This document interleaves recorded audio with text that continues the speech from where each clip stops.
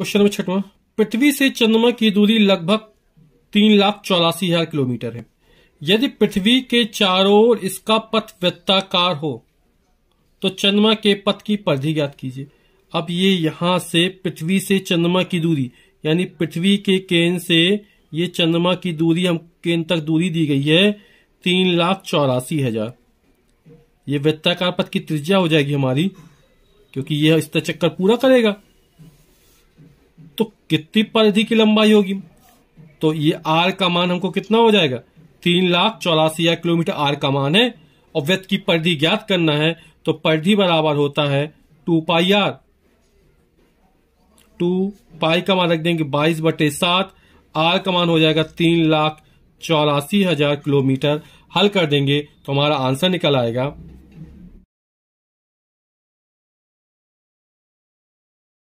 अगला सवाल question number 7वां है। दो वृत्तों की त्रिज्याओं का अनुपात 2:3 है।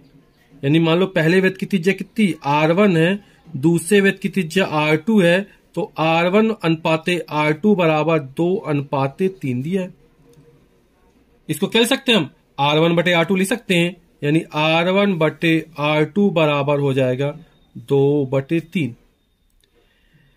बोला इनकी परिधियों का अनुपात ज्ञात कीजिए। तो हम जानते हैं वृत्त की परिधि कितनी होती है? 2 पाई आर होती है। तो पहले वृत्त की परिधि R1 है, तो पहले वृत्त की परिधि 2 पाई R1 अनुपात निकालना है। दूसरे वृत्त की परिधि हो जाएगी 2 पाई R2 हो जाएगी। तो पहले वृत्त की परिधि बराबर 2 पाई R1, दूसरे वृत्त की परिधि बराबर 2 पाई R2। 2 पाई से 2 पाई कैंसिल हो जाएगा, बचेगा R1/R2। R1/R2 का मान हमारा 2/3 है। तो पहले वृत्त की परिधि अनुपाते दूसरे वृत्त की परिधि बराबर हो जाएगा 2:3। यही हमारा आंसर हो जाएगा।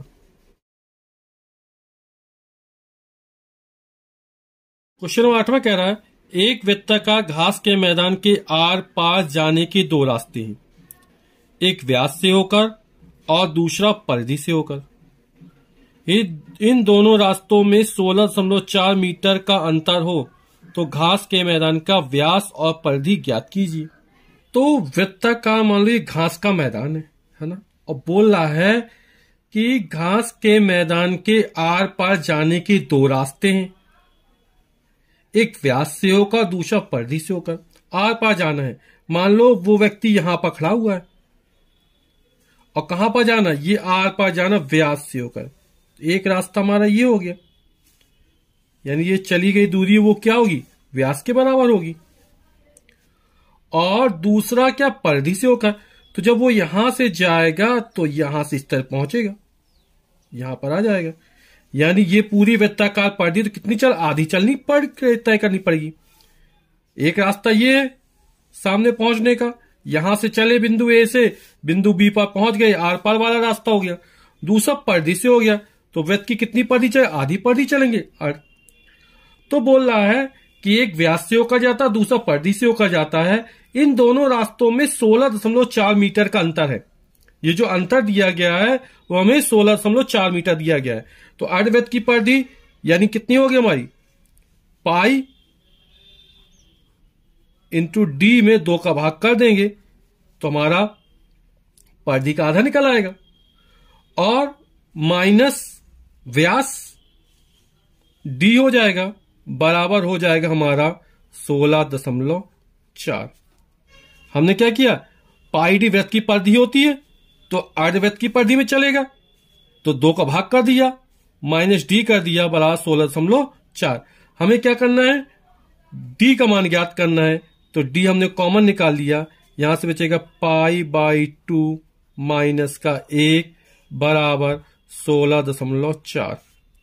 तो डी पाई का मान होता 22/7 और बटे में 2 पहले से था, गुणा 2 माइनस 1 बराबर हो जाएगा 16.4। तो डी इंटू 22 में 2 का भाग जाएगा तो हो जाएगा 11/7 माइनस का 1 बराबर 16.4। तो डी लघुत्तम ले लेंगे, लघुत्तम आएगा हमारा 7, तो हो जाएगा 11 माइनस 7 बराबर 16.4। तो डी 11 में 7 जगह 4/7 बराबर 16.4।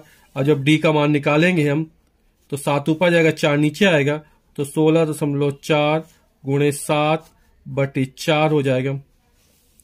4 चौक 16, 4 एकम 4, 4.1 गुणे 7 हो जाएगा ये, तो निकल आएगा 7 एकम 7, 7 चौक 28, एक अंक बाद दशमलव है तो आ जाएगा 28.7। यानी कि जो ये वृत्त का व्यास है वो कितना निकला हमारा 28.7। यानी जब आर पार जाएंगे तो ये जो वृत्ताकार घास का मैदान है उसका जो व्यास निकला वो हमारा कितना निकला 28.7। फिर बोला घास के मैदान का व्यास और परिधि ज्ञात करना है, तो परिधि बराबर होता है पाई इंटू डी।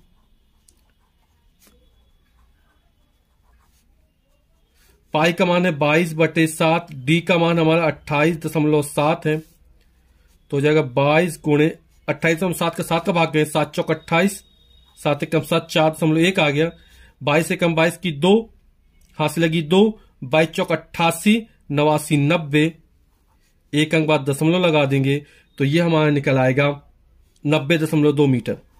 ये हमारा निकला था 28.7 मीटर।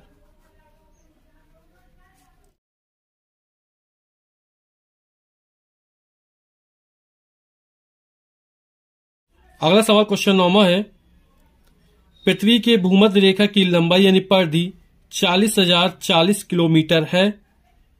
यदि इस रेखा के ऊपर 7,000 किलोमीटर की ऊंचाई पर एक स्पुतनिक लगातार उड़े तो पृथ्वी का एक चक्कर करने में उसे कुल कितनी दूरी तय करनी पड़ेगी।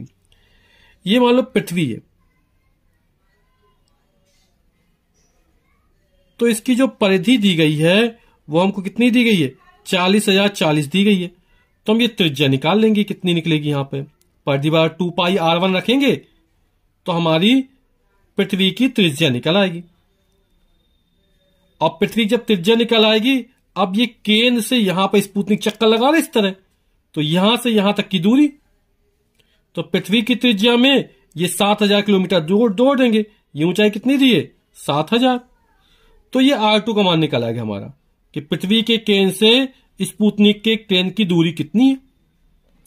जो हमें त्रिज्या r2 की वैल्यू निकल आएगी तो हमें एक चक्कर पूरा करने में दूरी तय निकालना है, तो परिधि की वैल्यू निकाल लेंगे 2 पाई r2 से, तो हमारी ये दूरी निकल आएगी। तो भूमध्य रेखा की लंबाई जो परिधि हमको दी गई है वो हमको दी गई है 40,040 किलोमीटर, ये हमको दी गई है। तो ये हो जाएगी, ये त्रिज्या r1 है तो 2 पाई r1 बराबर हो जाएगा 40,040 किलोमीटर, तो 2 पाई का मान होता 22/7 इंटू r1 बराबर 40,040 किलोमीटर। तो r1 की हम वैल्यू निकाल देंगे तो हो जाएगा 40,040 गुणे 7 बटे 2 गुणे 22। अब हम 2 का भाग कर देंगे इसमें, तो 2 दूनी 4 0 0 2 दूनी 4, तो हमारा आ जाएगा 20,020, और इसमें 2 का भाग कर देंगे तो 11 बार जाएगा। ये हमारा आएगा 2 1 कम 2 0 0 2 1 कम 2 0 बटे 11, ऊपर तक 7, 11 का भाग देंगे इसमें तो हो जाएगा 11 9 99, एक बचे 11 एकम 11 910 गुणे 7, और 910 में जब 7 का गुणा कर देंगे तो हमारा आ जाएगा 6,370 किलोमीटर, जो पृथ्वी की त्रिज्या है। अब ये त्रिज्या निकाल ली, अब ये हमारा स्पुतनिक ग्रह चक्कर लगा रहा है ना, तो इसके यहां से केंद्र से दूरी निकाल लेंगे तो ये वाला वृत्त की त्रिज्या हो जाएगी। तो ये हमें दूरी दी गई है कितनी 7,000 किलोमीटर ये दूरी दी गई है। तो जो r2 का मान होगा, क्या करेंगे, पृथ्वी की त्रिज्या 6370 में हम 7,000 जोड़ देंगे तो हमारा निकल आ जाएगा 13,370 किलोमीटर। यानी r2 की जो वैल्यू हो जाएगी 13,370 किलोमीटर हो जाएगी। तो हम स्पुतनिक ग्रह को इस पूरा चक्कर तय की गई दूरी निकलेगी तो वो हो जाएगी 2 पाई r2 हो जाएगी। 2 पाई का मान 22/7, r2 का मान रख दें 13370, इसको हल कर देंगे 7 एकम 7 7 एकम 7 6 बचा, 7 नाम 63, 7 एकम 7 1910 हो गया, 22 दूनी 44 गुणा 1910 में गुणा कर देंगे तो हमारा आंसर निकल आएगा 84040 किलोमीटर।